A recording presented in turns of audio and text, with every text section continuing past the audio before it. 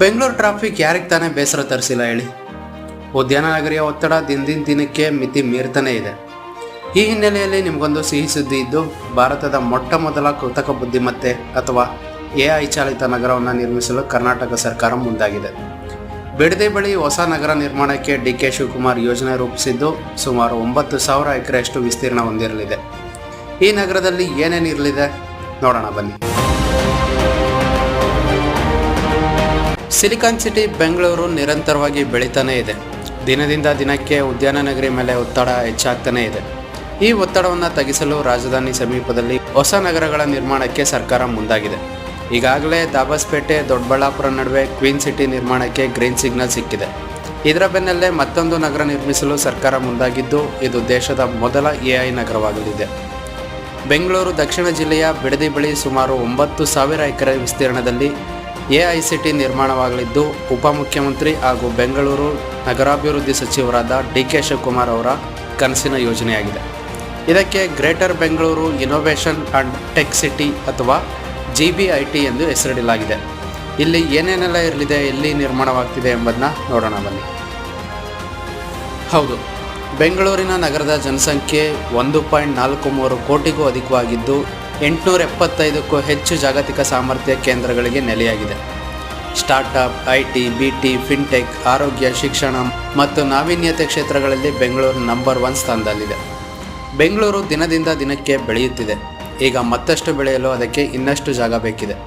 ಇದೇ ಸಂದೇಶದೊಂದಿಗೆ ಹೊಸ ನಗರದ ಅಗತ್ಯವನ್ನು DK ಶಿವಕುಮಾರ್ ಒತ್ತಿ ಹೇಳಿದ್ದಾರೆ. ಇದಕ್ಕೆ ಸಂಬಂಧಪಟ್ಟಂತೆ ತಮ್ಮ ಸಾಮಾಜಿಕ ಜಾಲತಾಣದಲ್ಲಿ ಬಿಡುಗಡೆ ಮಾಡಿರುವ ವಿಡಿಯೋದಲ್ಲಿ ಮಾತನಾಡಿರುವ DK ಶಿವಕುಮಾರ್, ಇನ್ನೊಂದು ಬೆಂಗಳೂರನ್ನು ಉತ್ತಮವಾದ ಮತ್ತು ಶ್ರೇಷ್ಠವಾದ ಬೆಂಗಳೂರನ್ನು ನಿರ್ಮಿಸುವುದು ನನ್ನ ಕನಸು ಎಂದು ತಮ್ಮ ದೃಷ್ಟಿಕೋನ ಹಂಚಿಕೊಂಡಿದ್ದಾರೆ. ಈ ಯೋಜನೆಯು 3 ವರ್ಷಗಳಲ್ಲಿ ಪೂರ್ಣಗೊಳ್ಳಲಿದೆ ಎಂದು DK ಶಿವಕುಮಾರ್ ವಿಶ್ವಾಸ ವ್ಯಕ್ತಪಡಿಸಿದ್ದಾರೆ. ಆದರೆ ಎಷ್ಟು ಟೈಮ್ ತಗೊಳುತ್ತೋ ಕಾದು ನೋಡೋಣ. ಏನಿದು GBIT ಸಿಟಿ? ಎಷ್ಟು ದೊಡ್ಡದಿರುತ್ತೆ?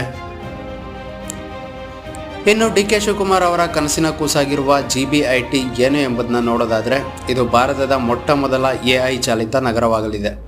ಒಟ್ಟು 9,000 ಎಕರೆಗಳಲ್ಲಿ ಈ ಟೌನ್ಶಿಪ್ ನಿರ್ಮಾಣವಾಗಲಿದ್ದು, ಜನರ ದೈನಂದಿನ ಜೀವನದಲ್ಲಿ ಹೊಸತನವನ್ನು ತರುವ ಗುರಿಯನ್ನು ಹೊಂದಿದೆ. ಈ ಯೋಜನೆಯು ಕೆಲಸ, ಜೀವನ ಮತ್ತು ವಿನೋದ ಅಥವಾ ಆಟ ಎಂಬ 3 ಪ್ರಮುಖ ವಿಭಾಗಗಳನ್ನು ಹೊಂದಿದೆ. ಮೊದಲನೇದಾಗಿ ಕೆಲಸಕ್ಕೆ ಸಂಬಂಧಿಸಿದಂತೆ ಇದು ಉದ್ಯಮ ಮತ್ತು ತಂತ್ರಜ್ಞಾನದ ಕೇಂದ್ರವಾಗಲಿದೆ. 2,000ಕ್ಕೂ ಹೆಚ್ಚು ಎಕರೆ ಜಾಗವನ್ನು AI ಮತ್ತು ಸಂಬಂಧಿತ ಪೂರಕ ಕೈಗಾರಿಕೆಗಳಿಗೆ ಮೀಸಲಿಡಲಾಗಿದೆ. ವಿಶ್ವದರ್ಜೆಯ ವಾಣಿಜ್ಯ ಸ್ಥಳಗಳು, ಪ್ಲಗ್ ಅಂಡ್ ಪ್ಲೇ ಸೆಟಪ್, ಅತ್ಯಾಧುನಿಕ ವೇರ್ ಹೌಸ್ಗಳನ್ನು ಇಲ್ಲಿ ನಿರ್ಮಿಸಲಾಗುತ್ತೆ. ಸ್ಟಾರ್ಟಪ್ ಇನ್ಕ್ಯುಬೇಟರ್ಗಳು, ಆಕ್ಸಲರೇಟರ್ಗಳು ಮತ್ತು ಹೂಡಿಕೆದಾರ ಸ್ನೇಹಿ ನೀತಿಗಳ ಮೂಲಕ ಉದ್ಯಮಶೀಲತೆಗೆ ಉತ್ತೇಜನ ನೀಡುವ ಗುರಿಯನ್ನು ಹೊಂದಲಾಗಿದೆ. ವಾಕ್ ಟು ವರ್ಕ್ ಪ್ಲೇ ಕಾನ್ಸೆಪ್ಟ್ನಲ್ಲಿ ಯೋಜನೆ. ಎರಡನೇದಾಗಿ ಜೀವನಕ್ಕೆ ಸಂಬಂಧಿಸಿದಂತೆ ಇಲ್ಲಿ ಪ್ರಕೃತಿಯೊಂದಿಗೆ ಆಧುನಿಕ ಜೀವನ ಸಮ್ಮಿಲನವಾಗಲಿದೆ. ವಾಕ್ ಟು ವರ್ಕ್ ಅಥವಾ ಕೆಲಸಕ್ಕೆ ನಡೆದು ಹೋಗುವ ಸಮುದಾಯವನ್ನು ನಿರ್ಮಿಸುವ ಮೂಲಕ ಆರೋಗ್ಯಕರ ಜೀವನ ಶೈಲಿಗೆ ಒತ್ತು ನೀಡಲಾಗಿದೆ.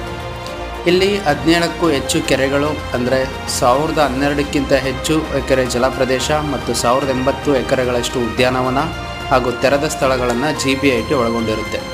ಅದರ ಜೊತೆ AI ಚಾಲಿತ ಸ್ಮಾರ್ಟ್ ಮನೆಗಳು, ವಿಶ್ವದರ್ಜೆಯ ಶಿಕ್ಷಣ ಮತ್ತು ವೈದ್ಯಕೀಯ ಕೇಂದ್ರಗಳು ಹಾಗೂ AI ಸಂಚಾರ ನಿರ್ವಹಣಾ ವ್ಯವಸ್ಥೆ ಇಲ್ಲಿರಲಿದೆ. ಕೊನೆಯದಾಗಿ ವಿನೋದ ಅಥವಾ ಮನರಂಜನೆ ಮತ್ತು ಸಂಭ್ರಮದ ತಾಣ ಇಲ್ಲಿರಲಿದ್ದು, ವಿಶ್ವದರ್ಜೆಯ ಮನರಂಜನಾ ವಲಯಗಳು, ಅತ್ಯಾಧುನಿಕ ಕ್ರೀಡಾಂಗಣಗಳು ಮತ್ತು ಹಸಿರು ಕನ್ಸರ್ಟ್ ವಲಯಗಳನ್ನು ಸ್ಥಾಪಿಸಿ ನಿವಾಸಿಗಳಿಗೆ ಉಲ್ಲಾಸದಾಯಕ ವಾತಾವರಣ ಕಲ್ಪಿಸಲು ಸರ್ಕಾರ ಯೋಜನೆಯನ್ನು ಹಾಕಿಕೊಂಡಿದೆ. ಬಿಡದಿಯಿಂದ ಕೇವಲ 6 ಕಿಲೋಮೀಟರ್. DK ಶಿವಕುಮಾರ್ ಅವರ ಕನಸಿನ ಯೋಜನೆಯಾಗಿರುವ GBIT ಯೋಜನೆಯು ಬೆಂಗಳೂರು ನಗರದಿಂದ 30 ಕಿಲೋಮೀಟರ್ ದೂರದಲ್ಲಿದ್ದು, NH 275 ಹಾಗೂ NH 205 ನಂತಹ ರಾಷ್ಟ್ರೀಯ ಹೆದ್ದಾರಿಗಳಿಗೆ ಹಾಗೂ STRRಗೆ ಅತ್ಯುತ್ತಮ ಸಂಪರ್ಕವನ್ನು ಹೊಂದಿದೆ. ಈ ಅತ್ಯಾಧುನಿಕ ನಗರಕ್ಕೆ ಸುಲಭ ಸಂಪರ್ಕ ಕಲ್ಪಿಸಲು 300 ಮೀಟರ್ ಅಗಲದ ಬೃಹತ್ ವಾಣಿಜ್ಯ ಕಾರಿಡಾರ್ ನಿರ್ಮಿಸಲಾಗುವುದು. ಅದಲ್ಲದೆ ಬಿಡದಿ ರೈಲ್ವೆ ನಿಲ್ದಾಣದಿಂದ 6 ಕಿಲೋಮೀಟರ್ ಹಾಗೂ ಚಲಘಟ್ಟ ಮೆಟ್ರೋ ಸ್ಟೇಷನ್ನಿಂದ 16 ಕಿಲೋಮೀಟರ್ ದೂರದಲ್ಲಿದೆ. ಭವಿಷ್ಯದಲ್ಲಿ ಬಿಡದಿವರೆಗೂ ಮೆಟ್ರೋ ಸಂಪರ್ಕವನ್ನು ವಿಸ್ತರಿಸುವ ಪ್ರಸ್ತಾಪ ಕೂಡ ಇದ್ದು, GBITಗೂ ಕೂಡ ಮೆಟ್ರೋ ರೈಲು ಸಂಚರಿಸುವ ನಿರೀಕ್ಷೆ ಇದೆ. ನಗರದೊಳಗೆ 70 ಮೀಟರ್ ಅಗಲದ ಪ್ರಮುಖ ರಸ್ತೆಗಳು, ರಿಂಗ್ ರೋಡ್ಗಳು ಮತ್ತು ಎಕ್ಸ್ಪ್ರೆಸ್ ವೇ ಲಿಂಕ್ಗಳನ್ನು ನಿರ್ಮಿಸಲಾಗುವುದು.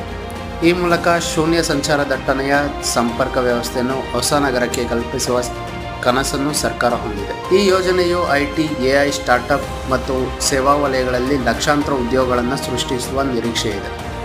ಈ ಬೃಹತ್ ಯೋಜನೆಗೆ ಹಣಕಾಸಿನ ಸಂಪನ್ಮೂಲವನ್ನು ಈಗಾಗಲೇ ಸಿದ್ಧಪಡಿಸಲಾಗಿದೆ. ಬೆಂಗಳೂರು ಮಹಾನಗರ ಪ್ರದೇಶಾಭಿವೃದ್ಧಿ ಪ್ರಾಧಿಕಾರ ತನ್ನ ಆಂತರಿಕ ನಿಧಿಯಿಂದ 2,950 ಕೋಟಿ ರು ಮೀಸಲಿಟ್ಟಿದೆ. ಹೆಚ್ಚುವರಿಯಾಗಿ ರಾಜ್ಯ ಸರ್ಕಾರದ ಬೆಂಬಲದೊಂದಿಗೆ ಹಣಕಾಸು ಸಂಸ್ಥೆಗಳಿಂದ 17,500 ಕೋಟಿ ರುಗಳನ್ನು ಪಡೆಯಲಾಗುತ್ತಿದ್ದು, ಒಟ್ಟಾರೆಯಾಗಿ ಭೂಸ್ವಾಧೀನ, ಮೂಲಸೌಕರ್ಯ ಮತ್ತು ಅಭಿವೃದ್ಧಿಗಾಗಿ 20,000 ಕೋಟಿ ರೂಪಾಯಿಗೂ ಹೆಚ್ಚಿನ ಹಣ ಯೋಜನೆಗೆ ಲಭ್ಯವಿದೆ.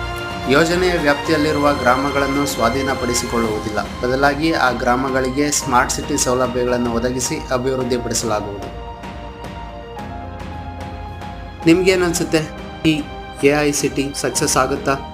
ಆದಷ್ಟು ಬೇಗ ನಮ್ಮ ಕಣ್ಮುಂದೆ ಬರುತ್ತಾ? ನಿಮ್ಮ ಅಭಿಪ್ರಾಯನ ಕಮೆಂಟ್ ಬಾಕ್ಸ್ನಲ್ಲಿ ತಿಳಿಸಿ.